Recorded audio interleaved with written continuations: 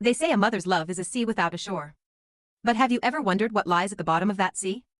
The shipwrecks of her own dreams, the anchors of her silent pain, and the treasures of a future she bought for us with the currency of her own life. Today, I am not just telling you a story, I am opening a door to a room my mother kept locked for 30 years. A room filled with secrets that will make you look at your own mother and wonder. What has she hidden from me? To understand the ending, we must go back to the beginning. My mother, Miriam, wasn't always just a mother. In 1994, she was a girl with a notebook full of poetry and a heart full of stardust. She wanted to be a teacher. She wanted to see the world. But life has a way of folding our dreams into small, forgotten squares. When she married my father, she didn't just step into a new house, she stepped into a role that demanded her total erasure. The house was small, with walls that breathed the scent of old wood and damp earth. My father was a hardworking man, but his hands were tied by a destiny of low wages and high expectations. I remember the early mornings. The sun hadn't even kissed the horizon when the sound of the metal stove clinking would wake the house. That was the first sound of her sacrifice, the daily rhythm of serving everyone before herself. I remember a night when I was 7 years old. The rain was lashing against our thin windows like it wanted to break in. I woke up thirsty and walked toward the kitchen. I saw a thin sliver of light under the door. My mother was sitting at the wooden table, her head in her hands. In front of her were 3 piles of coins and a stack of unpaid bills that looked like a mountain. I watched her take off her gold earrings, the only thing she had left from her own mother. She looked at them with a grief I didn't understand then.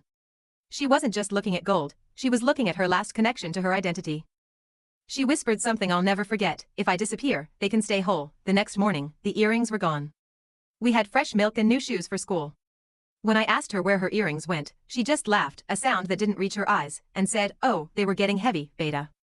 I like the lightness now." That was the first lie. The first of 1,000. As the years turned into a decade, the demands of our lives grew like weeds. My brother wanted to go to a prestigious college, I needed books that cost more than our monthly rent. My father's health was failing, and the weight of the world was shifting entirely onto my mother's fragile shoulders. But if you looked at her, you would never know.